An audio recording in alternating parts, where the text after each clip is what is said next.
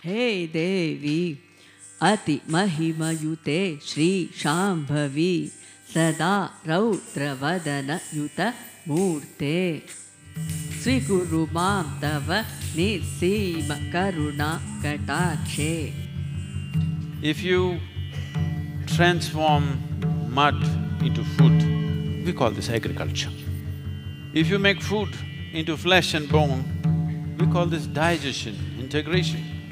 If you can make this flesh, or even a stone, or even an empty space, into a divine possibility, that is called consecration.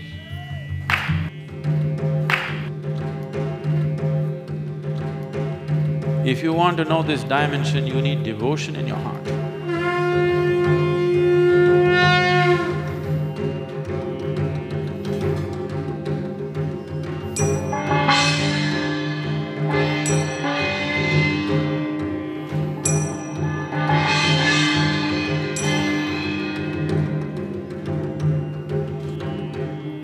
One who earns the grace of Bhairavi neither have to live in concern or fear of life or death, of poverty or failure.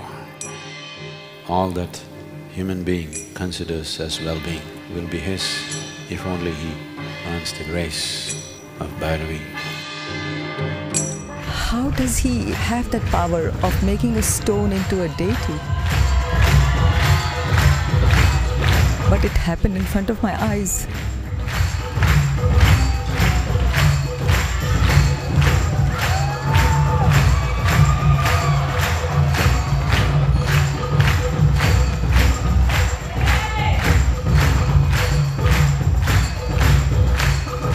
When it finally came together, it was just enormous.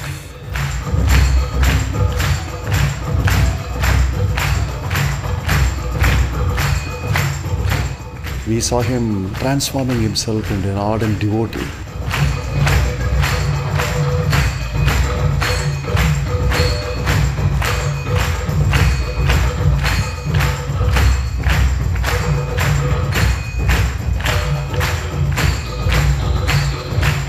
It suddenly has a new meaning.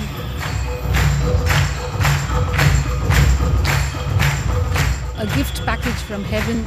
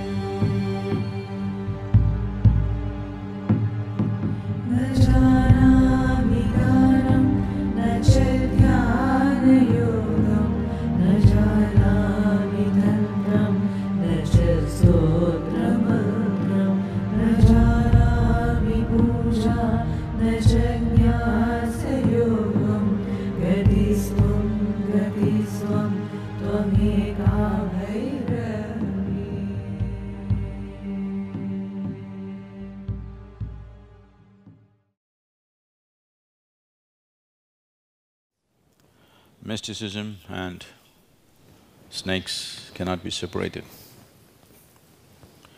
Whatever part of the world whatever the culture, whatever religious backgrounds, where there's an exploration or experience of mysticism, there will be snakes in abundance, either symbolically or in reality. Whether it's the ancient cultures of Mesopotamia, Crete, Egypt, Cambodia, Vietnam, and of course we don't have to mention India, because there is no Indian temple without a snake. So one aspect of it is symbolism, because the yoga uses the snake, a coiled up snake, as Kundalini. But the reason why it has earned that symbolic status is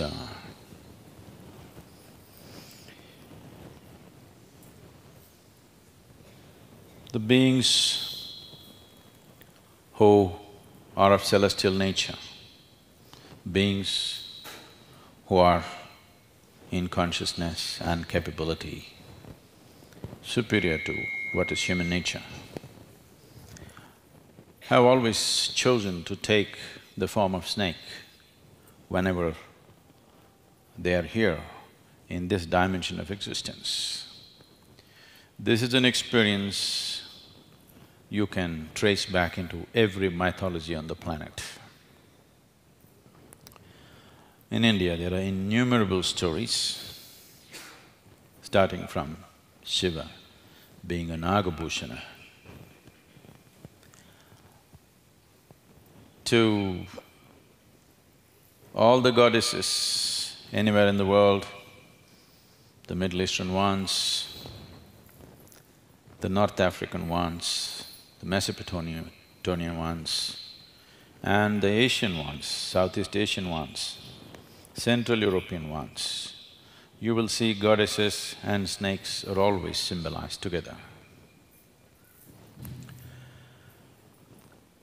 Because snake is even these creatures who are here on this planet, they have a certain sense of perception which even humans lack. Those of you, I do not know if there's anybody here who witnessed the Dhyana Linga consecration. When we were consecrating the Vishuddhi Chakra, there were over 400 and odd people. There were no arrangements like this, people just crowded around, huddled, fully packed with people all around. But this one snake somehow would creep through the crowd and come to us. Any number of times we pick it up and leave it out in the forest, but within half an hour he's again back there, he wants to be there. He doesn't want to miss the consecration.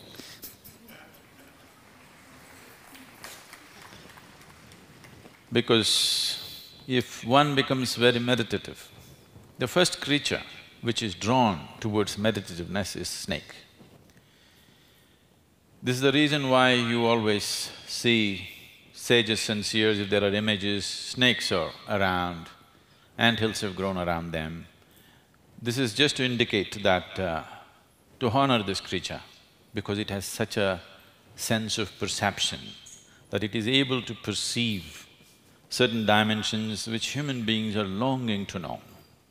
Human beings are desperate to know, but this creature which has no ears, a snake is stone deaf. So he uses his whole body as the ear. He puts his ear to the ground, truly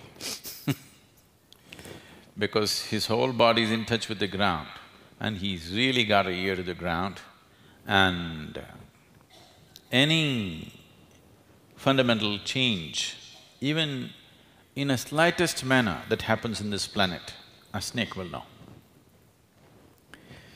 If there is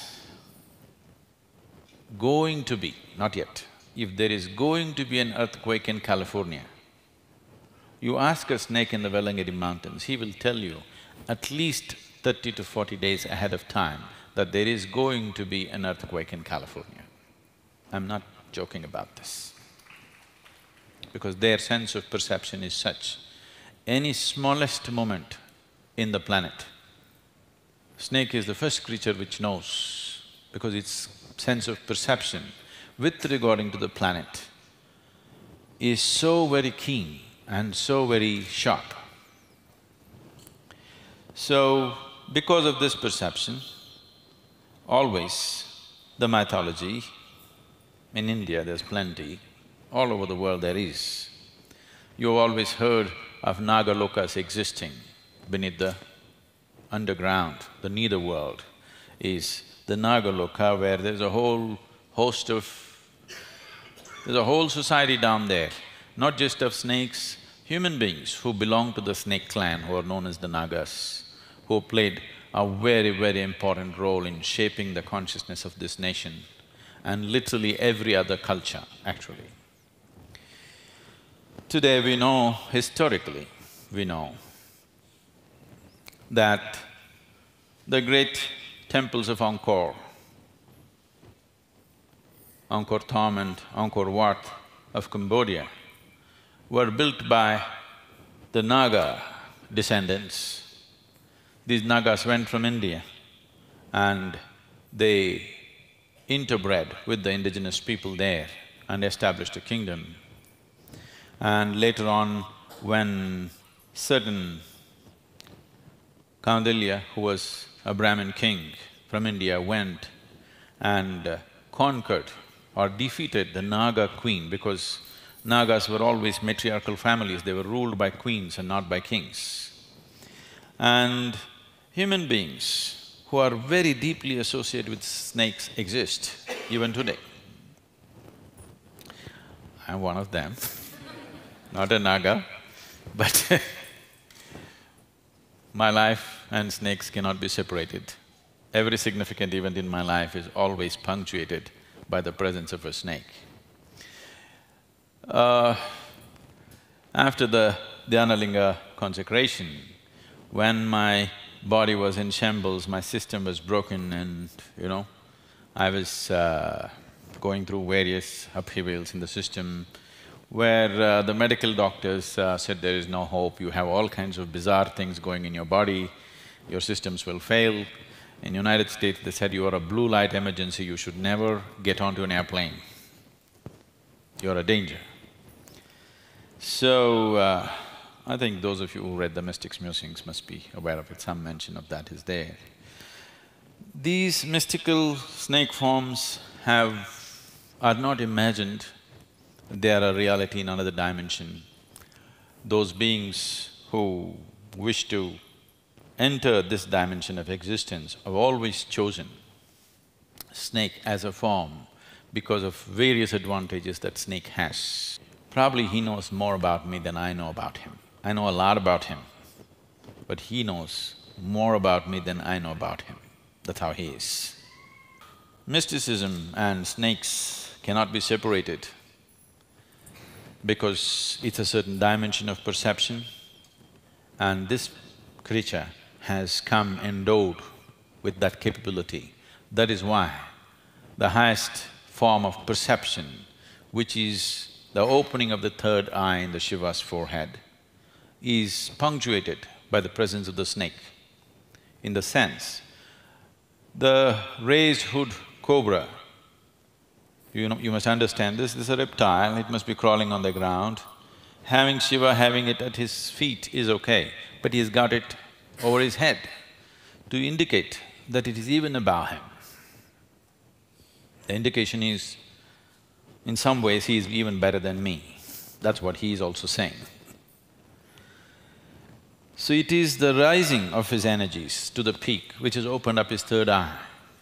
Perception and refinement of energy are very, very directly connected. If there is no refinement of energy, there is no perception, there's no way to perceive when energy is so gross. So all practices, all yoga, all sadhana, every kind of spiritual practice and process on the planet is essentially to refine your energies. The temple is just a huge refinement of energies. It's not something different. It is just very intense and refined form of energy is what you're referring to as a goddess. Every woman has the same thing, every man also has the same thing, but it is not in such level of intensity and refinement. So right now Bhairavi is in a extremely intense state and a refined state. That's what makes her the goddess above everyone. That's what… though we create her, we bow down to her because she's refined and manages to stay that way, because we have to go through various aspects of life. Some moments we are like that, some moments we are some other way. But she is like that all the time because she has the advantage of, not having dinner breaks and bathroom breaks and all these hassles. And that's the advantage of being a god or a goddess. So, in this temple, we will grow snakes. When I say we'll grow snakes, now that she has tasted this, she may want to come back every day, I don't know. See, right now if I leave her, she'll not go this way, she'll go this way. I won't do that now because others also may go this way. Other ladies may run this way, so just to avoid that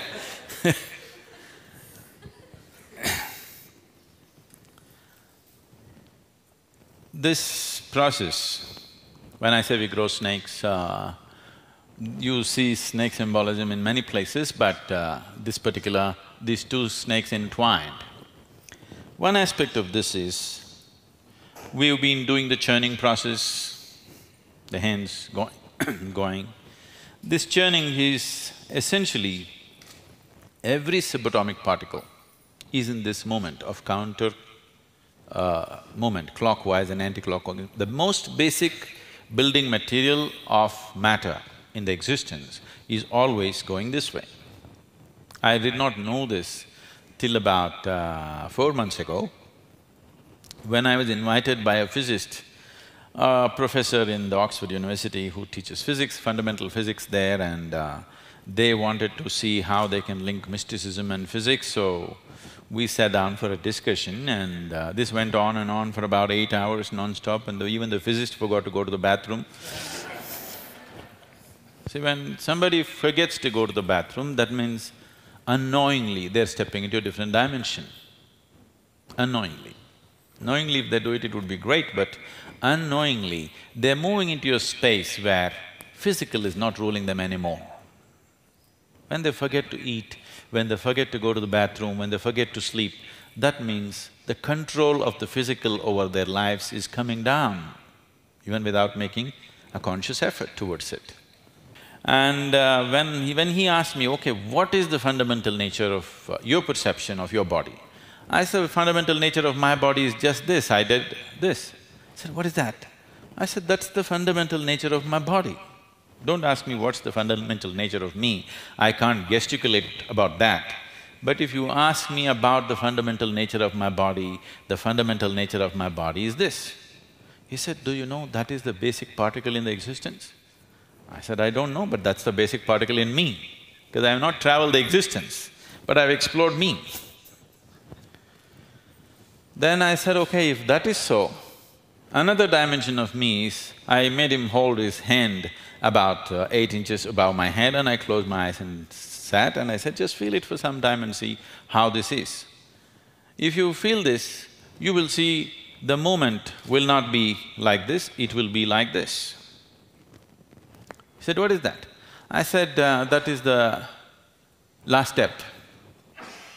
That's the last step of physicality. If you go over that, the physical will be finished.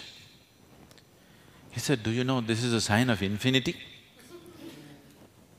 I said, I didn't even know that because I generally did not go to the math classes when I was growing up. I could count my fingers, I thought that was good enough. So, this is happening in the body all the time. This is happening in your system, this is happening in every subatomic particle, this is happening in the whole cosmos, this moment of counterclockwise movement. It is this which is holding the existence together.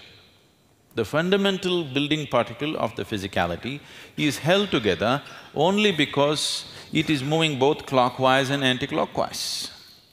If it was moving one way, it would spin out of control. Because it is moving both ways, the energy that is created around it is holding everything together. Today, there's a huge… in the scientific circles, there is so many aspects that are being spoken. One thing that they are not able to figure is the nature of gravity. Time and space, they are not figured, but at least they're on the right track to a large extent.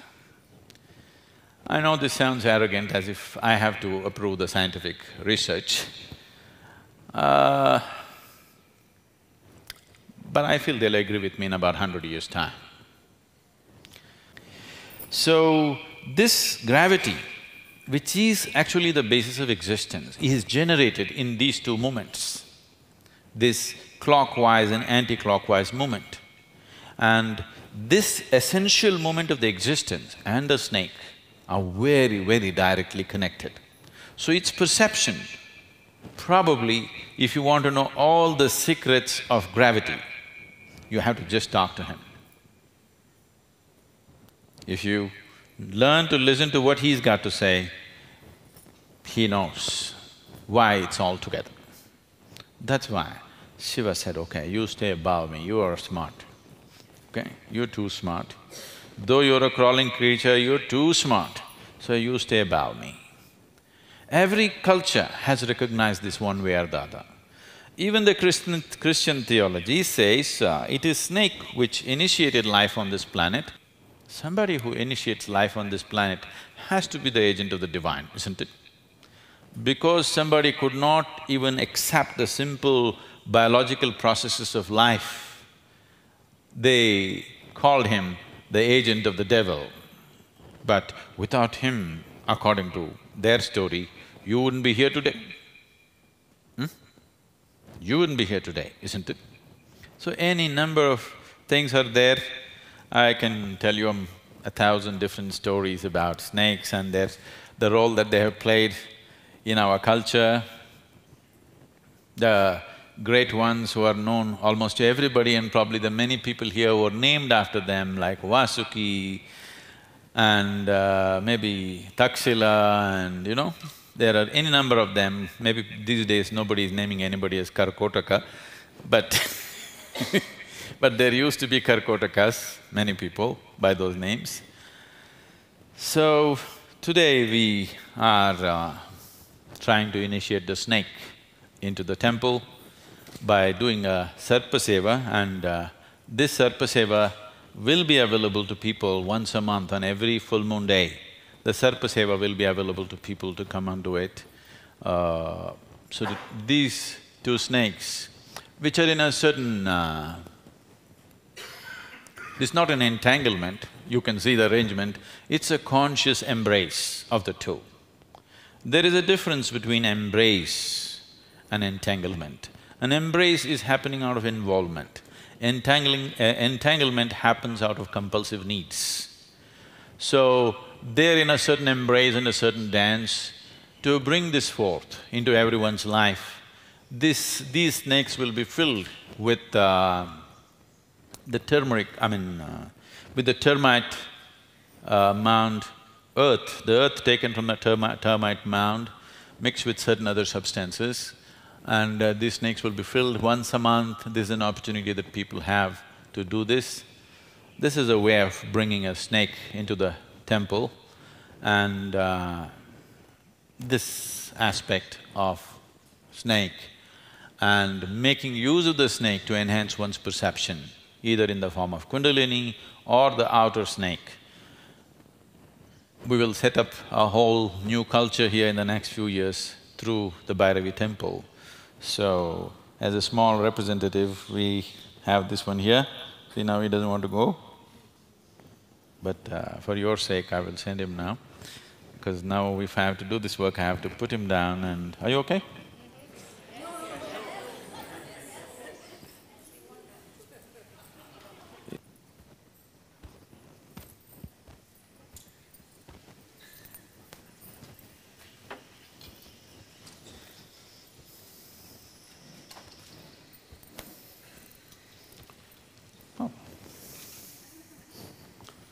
If you're okay, I'll leave him here.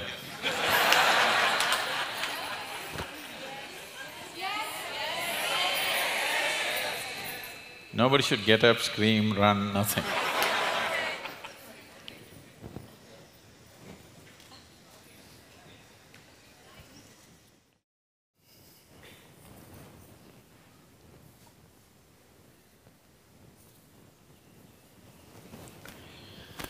It has taken over 10.5 months to essentially prepare this rasadanda. This is a copper tube with liquid mercury inside, not solidified, it's kept that way. And it has been through these 10.5 months, various intense processes. This is the main energy core for the Devi. So today rasadanda will enter Devi, and that will be really the moment of birth for her.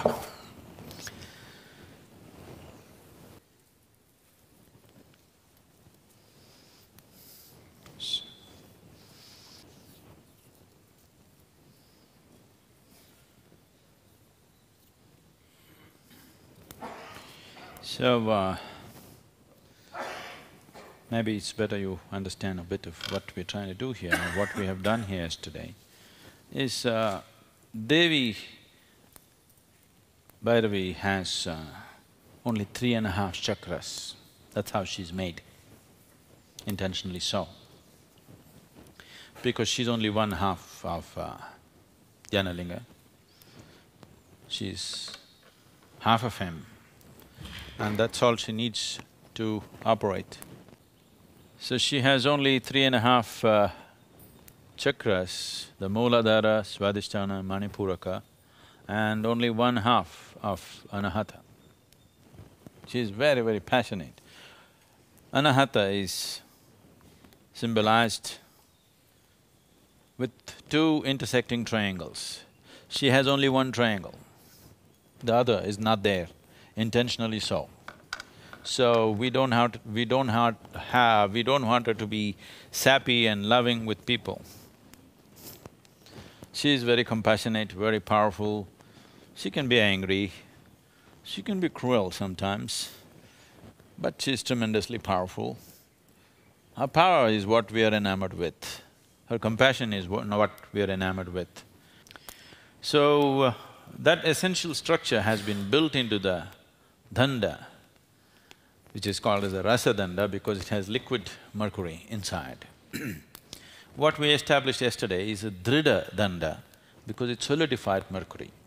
So this is liquid mercury, it'll stay this way. So this is the rasadanda. These two will reverberate together and make things happen. You will see from now, by midnight today, it will be phenomenally different. I want you to be like a snake, put your whole body to the ground and feel it. That's the idea of prostration, I want you to know. The idea of prostration is, you're not sensitive enough to go into a temple and just receive him like this. So you put your body to the floor, naked if possible.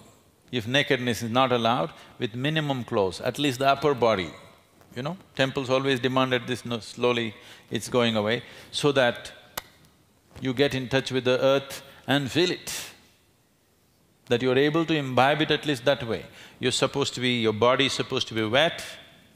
Women were supposed to wear wet clothes and go and lie down on the floor, temple floor, so that what you are incapable of receiving just like this, at least this way, like a snake you crawl and get the best that you can get out of the place. Is she half a woman? No, she's a complete woman. It is just that in every human being, one half of you is feminine, another half of you is masculine. It is overshadowed because of certain hormonal secretions. If you have male hormones going in you, if you have testosterone going in you, it sort of overshadows the feminine in you. If you have estrogen going in you, it overshadows the masculine in you. But there is nobody here who does not have both in equal quantity. Everybody has masculine and feminine in the same quantity. To what extent you have subdued one aspect, either due to hormonal secretions or just to social conditioning, Both ways you could have done it. So she's just woman. We've taken the man out of her. She's just a total woman, and that's dangerous. There is no masculine in here, she's just pure feminine.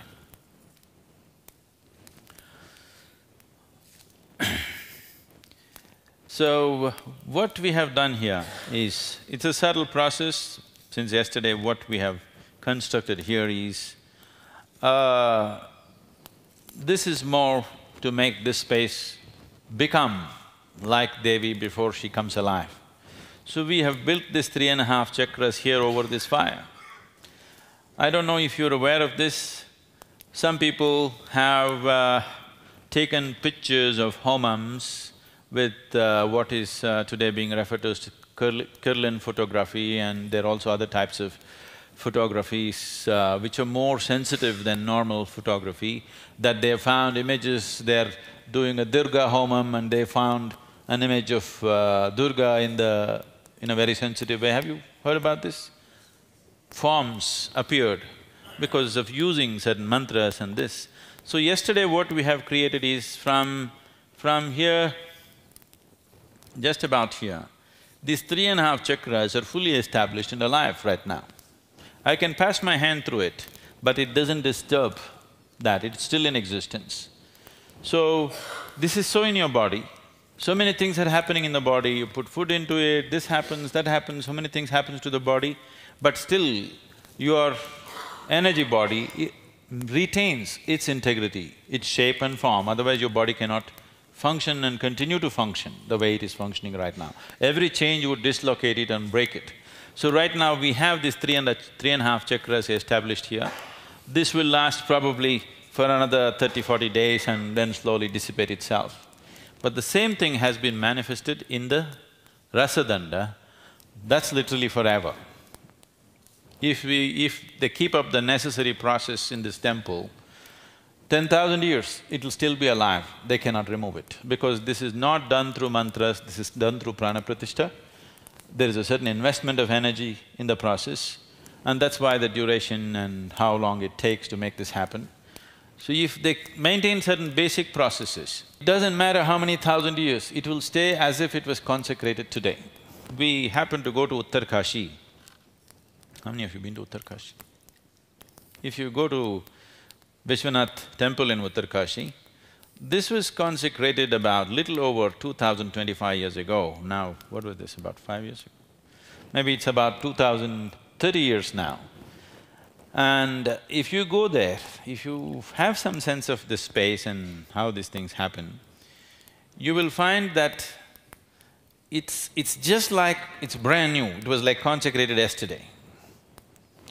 Over 2000 years, it's like it was done yesterday morning, like that it is. Because one thing that happened to this particular temple is, it's in the mountains, invaders did not go there and disturb the process. The families which took the responsibility of maintaining the temple over 2000 years ago, the same family lineage still is in charge of the temple, and they've maintained that so well. If that is maintained in this temple, for which we are preparing the people, right now we've got a few people ready. These beings will be referred to as Bhairaginis, they will be women. Some are in the process, they have been through a few months of sadhana and they're slowly coming up. If we maintain this tradition, the structure has been built in such a way that we built this in such a way that you don't see the girth of everything. All the stone columns and everything is like huge rocks, okay? There is no cement, there is no any material which could deteriorate in a certain period of time. Even if there are seismological movements in the area, because Coimbatore is a seismologically sensitive place, in spite of that, if some basic little maintenance here and there is taken care of, a few thousand years is not an issue for this temple, it will easily stay. Only things like wood and this and that has to be maintained, rest of it will stay on. So the temple structure is geared that way because the Devi is geared that way. But she's also geared in such a way that if she's not taken care of for a certain period of time, she will leave the space. She's made like that, she is very sensitive. If you don't take care of her, she will leave, and if she leaves, she will leave angry. And when she's angry, you better not be around. I'm telling you, really, she's like that. When she's angry, you better not be anywhere around. So, this is both an insurance and a threat for the next generation. This generation, they'll definitely take care, no question about that. For the next generation or the few generations later, if you don't take care of her and she will leave, I won't be around, you will be around. When she leaves, she's not good. So I hope such things don't happen. We have set up various backup systems and insurances so that, she will give them enough time. Beyond that, if they don't take care, she will leave. We will do this churning. I want you to now… there are many more things about this, but I won't go into those aspects. Essentially, when you do this movement, you are sort of reorganizing the body. You bring a new level of integrity into the system, and it also becomes a passageway for a new possibility, because if you do it with certain awareness, these two dimensions of moving clockwise and anti-clockwise, pradakshina and apradakshina, there is an inner space between the two. These two are the movement, these two are the process of life, but there is an inner space of stillness, which is what we are referring to as Shiva. These two are two different forms of the Devi, but there is an inner space of stillness which we are referring to as Shiva. So, I want you to do this with awareness. If you're seeking well-being, let these two things strengthen within you. If you're seeking liberation, let the inner space strengthen within you. Whatever is your choice, I leave it to you, because you're in a Devi temple.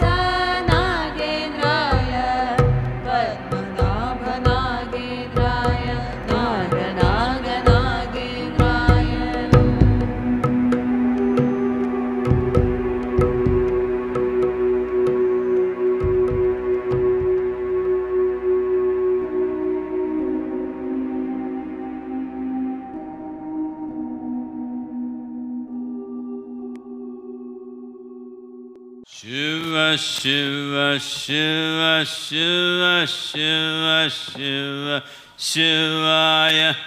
Shiva, Shiva, Shiva, Shiva, Shiva, Shiva, Shivaya. Shiva, Shiva, Shiva, Shiva, Shiva, Shiva, Shivaya. Shiva, Shiva, Shiva, Shiva, Shiva, Shiva, Shivaya. Shiva, Shiva, Shiva, Shiva, Shiva, Shiva, Shivaya. Shiva, Shiva, Shiva, Shiva, Shiva, Shiva, Shivaya. Shiva, Shiva, Shiva, Shiva, Shiva, Shiva, Shivaya. Shiva, Shiva, Shiva, Shiva, Shiva, Shiva, Shivaya. Shiva, Shiva, Shiva, Shiva, Shiva, Shiva, Shivaya. Shiva, Shiva, Shiva, Shiva, Shiva, Shiva, Shivaya. Shiva, Shiva, Shiva, Shiva, Shiva, Shiva, Shivaya. Shiva, Shiva, Shiva, Shiva, Shiva, Shiva, Shivaya. Shiva, Shiva, Shiva,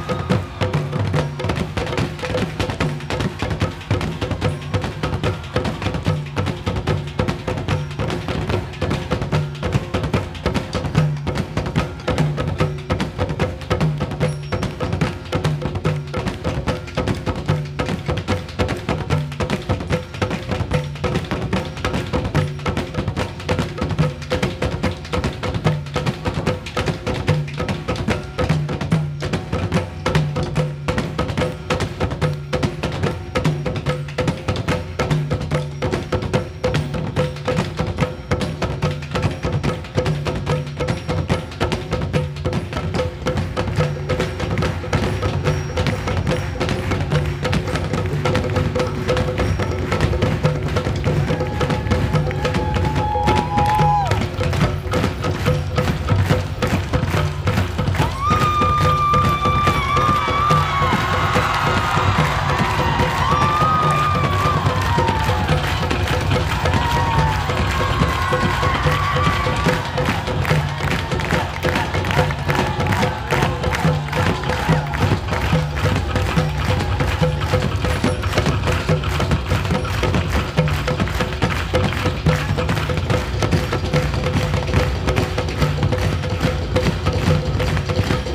Shiva, Shiva,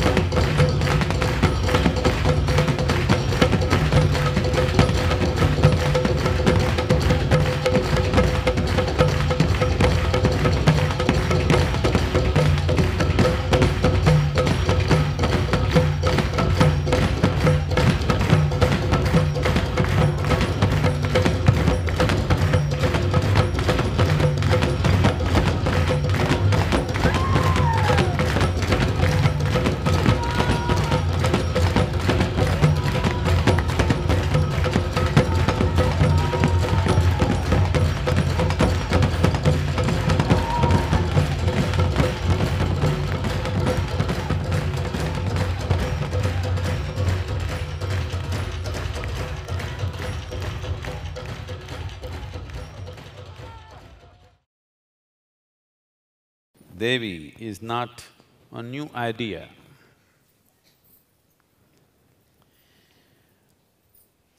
Let me briefly, very briefly touch upon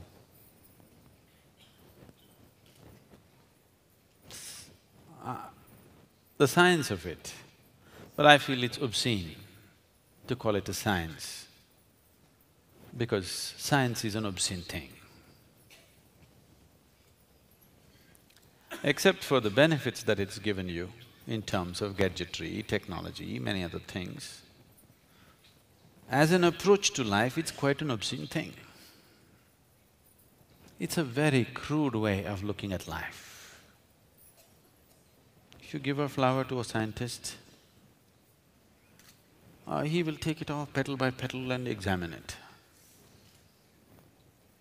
I want you to know,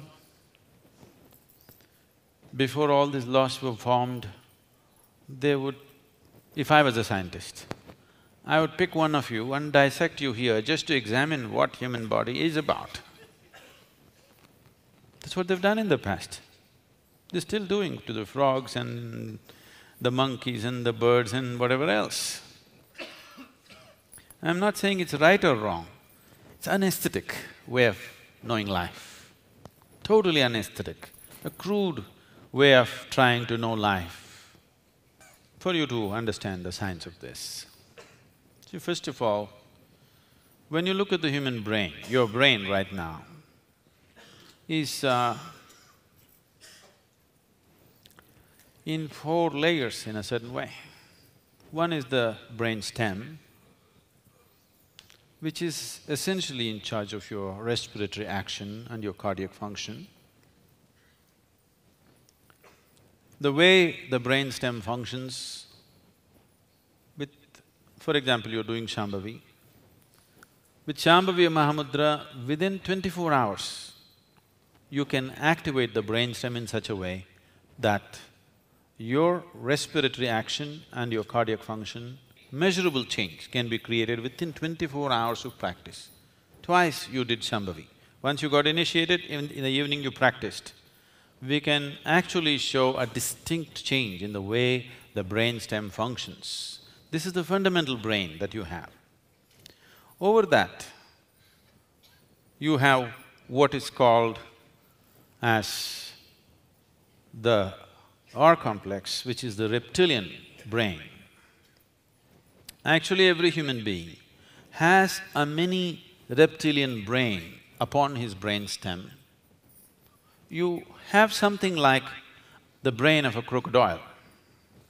I hope you don't operate out of that. But you know, many times you do no, you…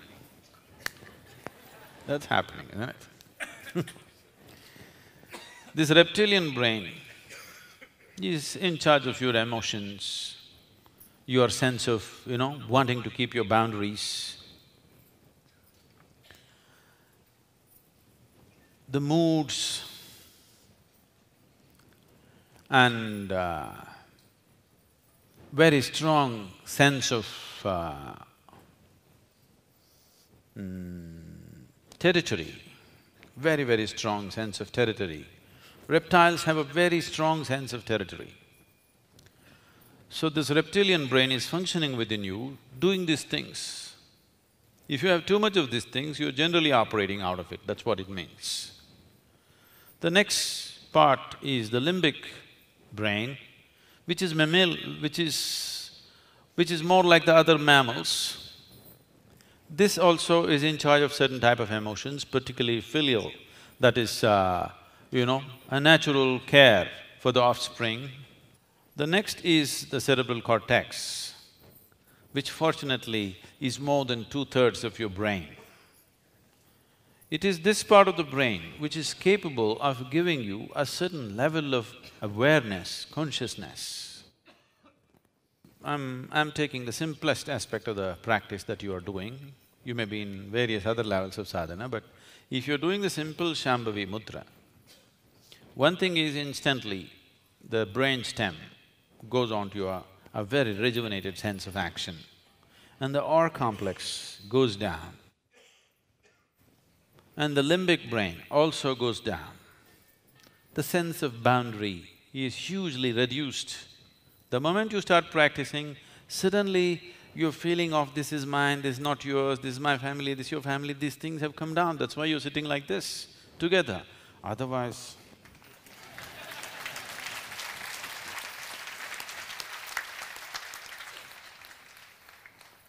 whatever the rituals that were created, but that were practiced in ancient times, were essentially created to transcend the reptilian brain, to transcend that sense of boundary.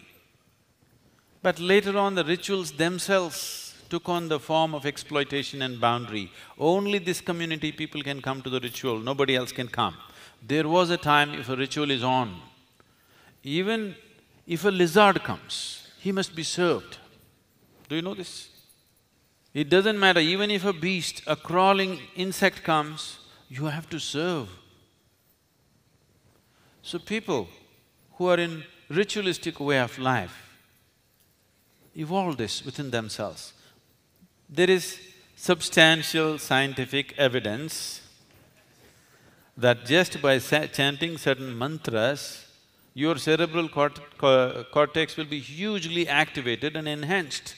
There is substantial scientific and medical evidence today about this. We don't need these damn meters to tell us what's happening to us. What's happening to us is happening to us and we know it's happening to us. For thousands of years, we know this is what happens to us, but today, there must be meter reading, otherwise it's not approved. You could be lying, you could be making up things, possible. I'm not saying no. So, to transcend the reptilian and the limbic aspects of the brain, certain rituals, temple rituals were created where there's a certain sense of unity, not by understanding, simply by energy. Simply because you're functioning from a different part of your brain and suddenly everything about you is different. Between one person and the other, why one person is sweet, another person is nasty, why one person is happy, why another person miserable, all these things can be brought down to the chemistry of what's happening in your brain. So, changing these chemical patterns in the system, for this they evolved very elaborate ritualistic systems. Unfortunately, not maintaining the efficacy of what it is because they're subjective systems, they fell on bad times, people just became commercial and slowly comical. And the very beauty of this ritual became ugly, exploitative, discriminatory. Devi temple, there's absolutely no ritual in the Linga temple, but there'll be all kinds of rituals in Devi temple. For every situation in your life, there will be a ritual. If a child is born, there's a ritual.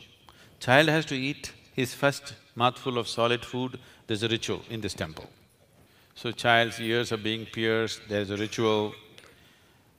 Child is starting his education, Vidya Rambam, there's a ritual. Everything.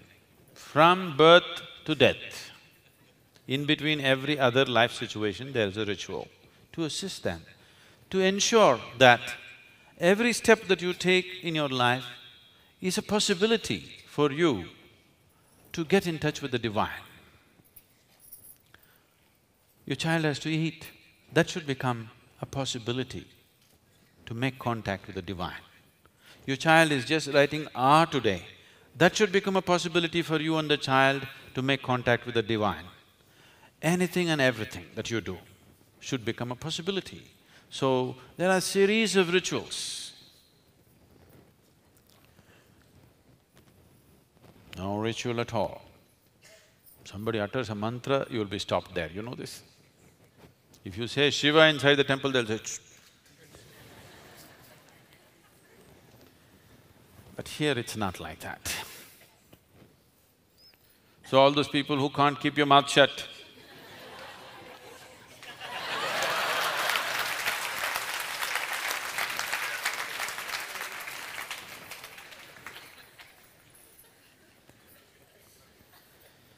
but the Devi temple is only an appendage to the Dhyana Linga. When we consecrated Dhyana Linga, this corner, the southwestern corner becoming the Devi temple was always on my mind. I think I spoke a couple of times. But we did not have the means nor the time on our hands to do it at that time. But it was essentially planned this way. The Dhyana Linga is like a womb. It's the yoni of the Devi. When we say yoni, you must understand, the word yoni is describing the womb. In Sanskrit language and in most indigenous languages, there is no equivalent word for a vagina because nobody ever thought on those lines.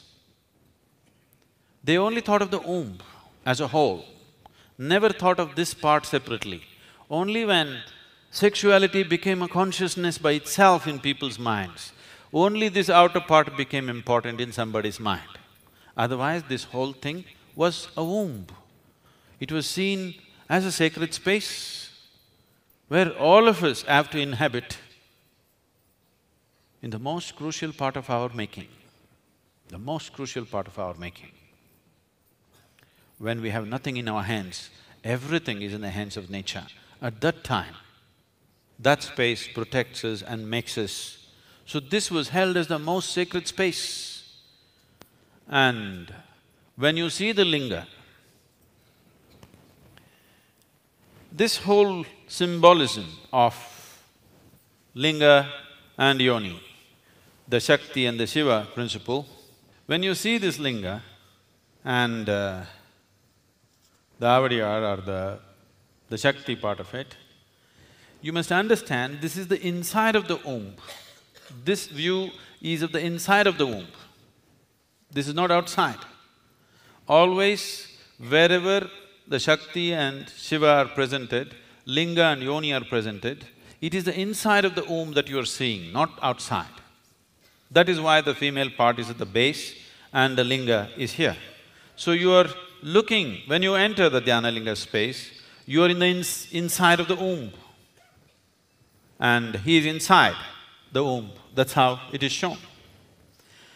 Now, what we are doing here right now is the Devi temple is coming here. So this was always a part of this triangle. It is just that we had not created an official space, but this was always the part of this triangle because this is the yoni. And right now, this is where Bhairavi is. This is a complete system now.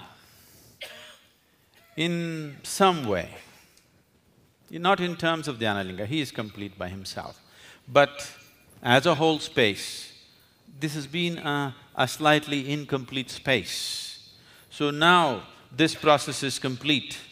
And now the first reverberation that happens out of this, which is the life-generating reverberation, it is just because two cells meet, life cannot happen. There is a reverberation, the first reverberation which is before the making of life. That reverberation is called spanda, and that is why the spanda hall is here. In this direction, the spanda hall and the Devi temple are exactly like this. At that time, I had not spoken about building this temple. I had to do lot of convincing to tell them, this is the angle I want the spanda hall in. They said, no, this will look better, that will look better. I said, no, this is the way we want it, because this is a whole system. Actually, in the right context, if we had done it in the right way, right is not the word, if we had time and means to do it the right… and the necessary social maturity, we should have started from this end. We should have first established Bhairavi, then gone for Dhyana Linga, then gone for Spanda Hall. That would have been the natural order of things. But we did this first, then this and then this. Dhyana Linga is going to be only one. We can We cannot recreate it. What has gone into it is too much to make it again. But I'm getting greedy and now I'm opening this to all of you. 5,000 of you are here, many more who are not here, who'll anyway invariably will see this in many ways. Wherever anybody wants to build a Devi temple in any part of the world, if it's in your home, in your office, in your whatever, I will personally consecrate all of that. I've decided that.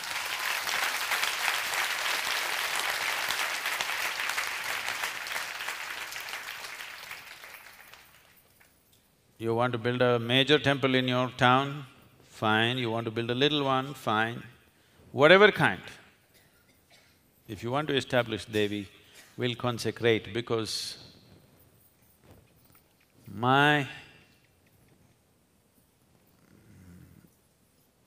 see, the only thing that I'm really good at is just this.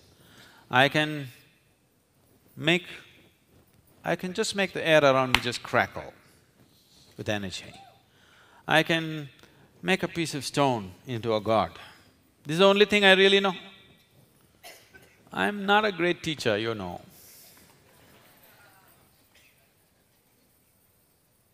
I do that because without doing that, without blabbering all the time, nobody…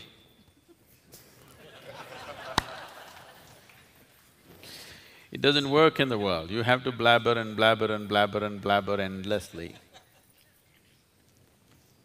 Otherwise, my mission would be to consecrate the planet itself.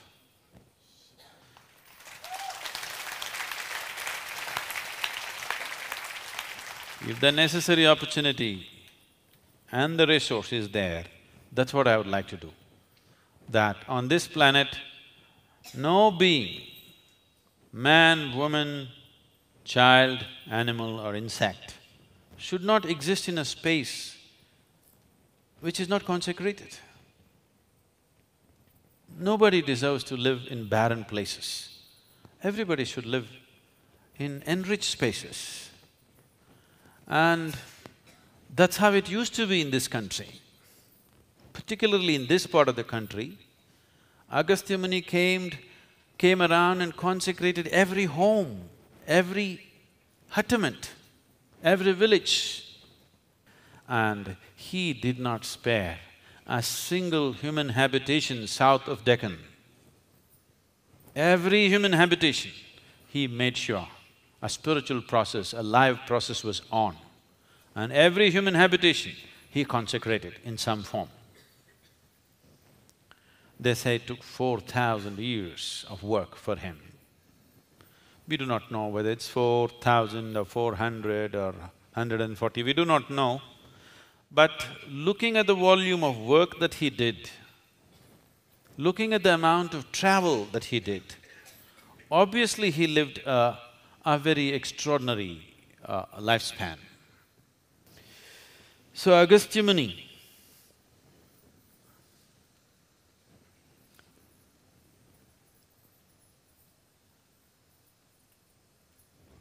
went to the extent of saying that when the world is truly goes off the track because of development, because of knowledge, when knowledge becomes poison, when what should be good for you becomes negative for you, when such a situation comes, my work will rise and act. And that's bound to happen. So, consecration is a process, a life process. It's like this. If you transform mud into food, we call this agriculture. If you make food into flesh and bone, we call this digestion, integration. If you make flesh into mud, we call this cremation. Or if you can make this flesh, or even a stone, or even an empty space into a divine possibility, that is called consecration. Well, once again, because we need always backup, I don't need but the world needs, backup always from the modern science. Modern science is telling you everything is same energy manifesting itself in a million different ways. If that is so, what you call as the divine, what you call as the stone, what you call as a man, what you call as a woman, what you call as a beast, what you call as a demon, it's all the same energy functioning in different ways.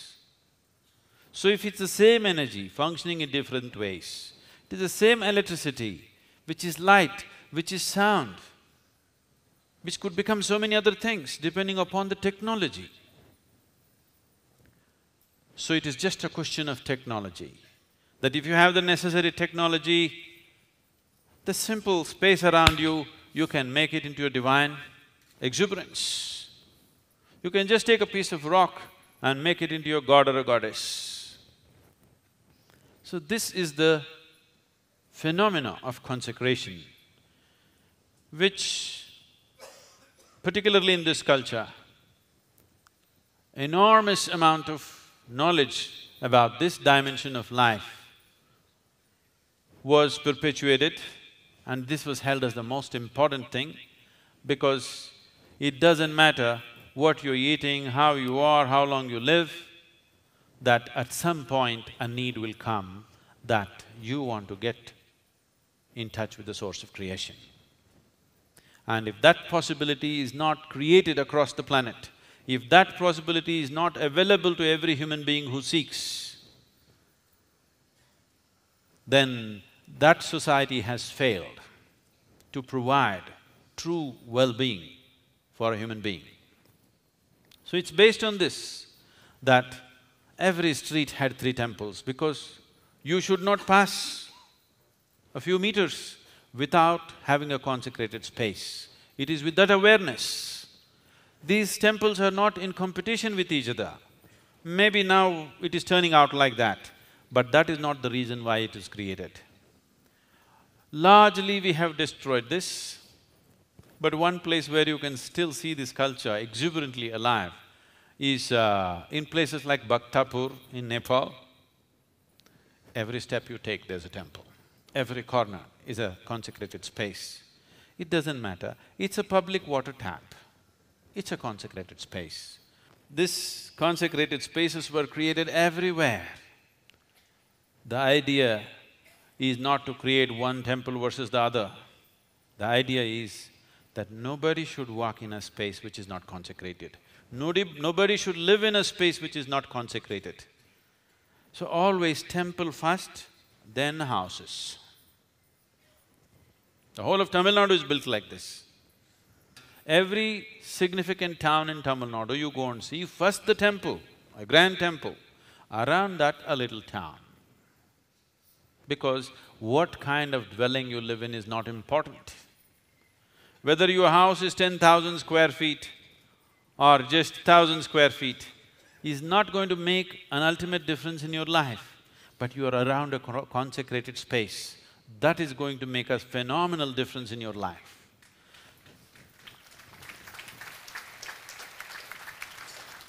With this understanding, they built human habitations like this.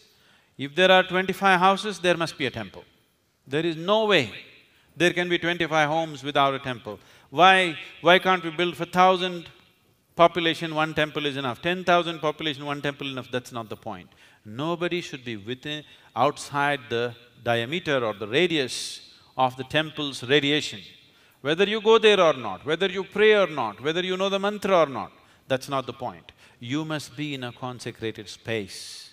You must be in the womb of the Devi every moment of your life.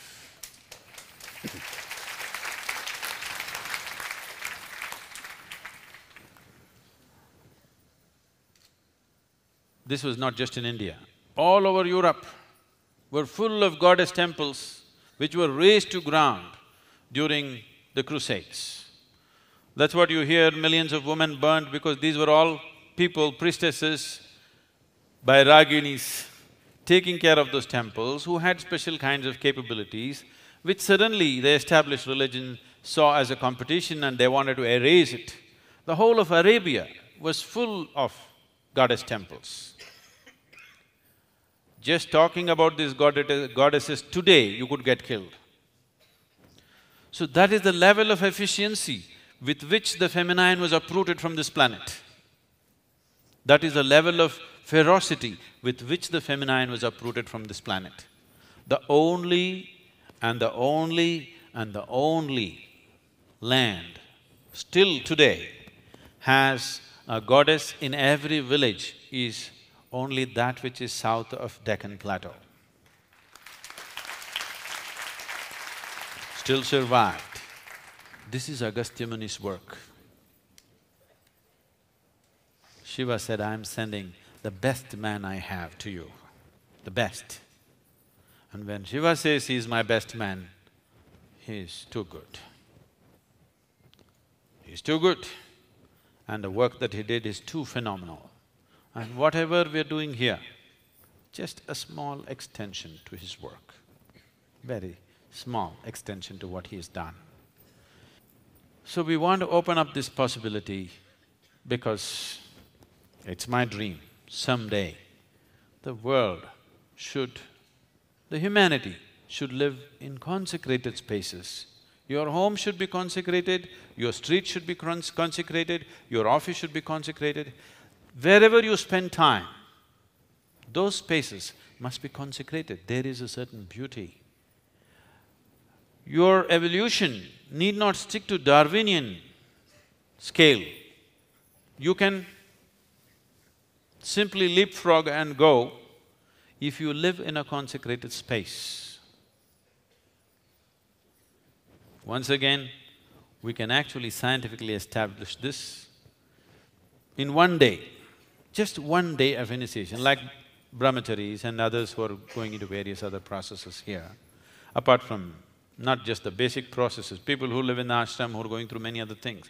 In a single day, we can show a phenomenal change happening in their brain function, in their physiological function, in their genetic material. If you stay close to me, you will even lose your father and mother. You lose your ancestors, their genes won't exist in you. This is the significance, that when somebody takes brahmacharya or sannyas, he will do the kriya that he is supposed to do after his parents are dead when they're alive, because he is even washing off the genetic material from his system. That's what it means, that his father has no influence anymore. Well, maybe my nose looks like my father's nose, but none of his stuff is in me. Boy, I cleaned it up. That's what a sannyasi is saying. When he leaves tarpana for a live father, which is an insult. The man is alive and you're doing death kriya for him. He is just saying, I'm not wishing death upon you, it is just that I have no father anymore because I washed off my genetics completely. So the very fundamental building blocks in the system can be changed very rapidly if one lives in consecrated space. That is the significance of the making of the temple. We will go into the first Paurnami Puja for the Devi. The first time such an event is happening here at the yoga center, never before this kind of rituals have ever been done here.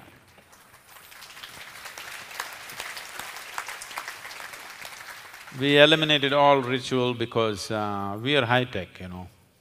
If you want to do something, we don't say any mantra, nothing, and things happen for us. So, we had eliminated all ritual. But significance of ritual is, suppose we offer meditation to the world, however powerful meditation process may be, still the number of people who can actually go into it will still be a small percentage. Getting the whole world to meditate is right now not possible. Maybe sometime in future possible, but right now, even if there are enough teachers to do it, such a thing is not possible because many people need to be upgraded in the very way their bodies are, the very way their minds are, otherwise they cannot meditate. From their reptilian stuff To get them out of it, it'll take a certain amount of sadhana, which they may not be willing to do, or it may not be possible to deliver such sadhanas. Ritual is universally available to anybody. The whole population can make use of it. It is just that even a person who is absolutely ignorant can perform the ritual. That's the beauty of a ritual. He just has to maintain the system. He need not know anything. He need not be in any state of consciousness. If you want to initiate somebody into meditation, you have to be in a certain way. To prepare such people in great numbers is a very big challenge, not an easy challenge. But the power of ritual and the significance of ritual is, if people are dedicated and disciplined, you can teach him a ritual. If he's not conceited, if he's not devious, you can teach him a ritual. That's all it takes. Any sensible human being with normal intelligence and he's sincere about what he's doing, that's all it takes. You do this, you can make it available to people.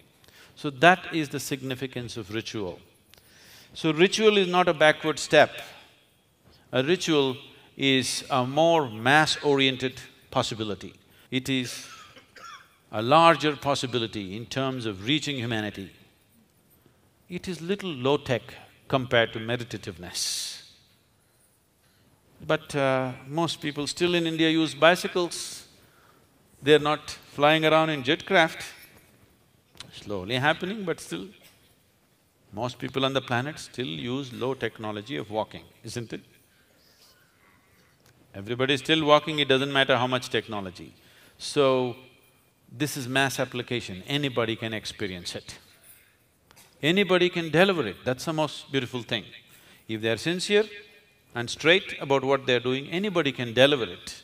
They need not know any great consciousness, they need not be knowledgeable, they need not be proficient in anything, they just have to be disciplined and sincere, which is possible.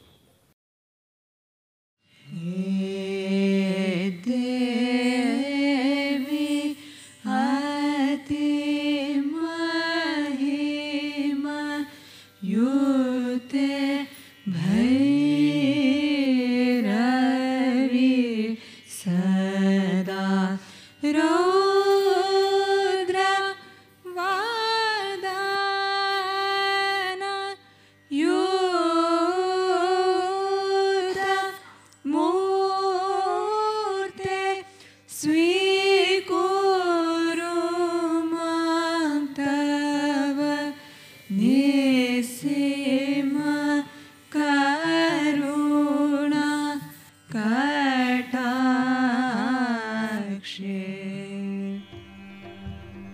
Navatanam vanye navarasa mahatandavatam ubhabhyam etabhyam udaya vidhi uddishya dayayam sanathamyam chakye janaka janadima jagadidam.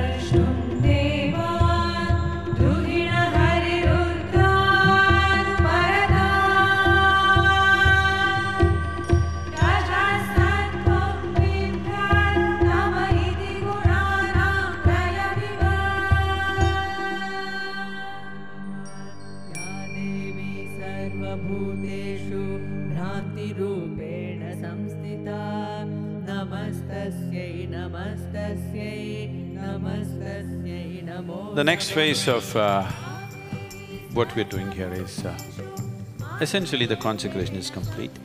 Now we are going to do a little bit of engineering, can't call it a feat, but it's a little bit.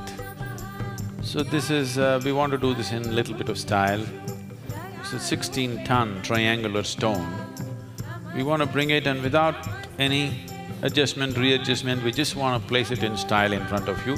In case we do little adjustment, don't look at it, okay? You shouldn't see all those things, just see what happens well. Because now we are Devi people, we're not correct, we're appropriate.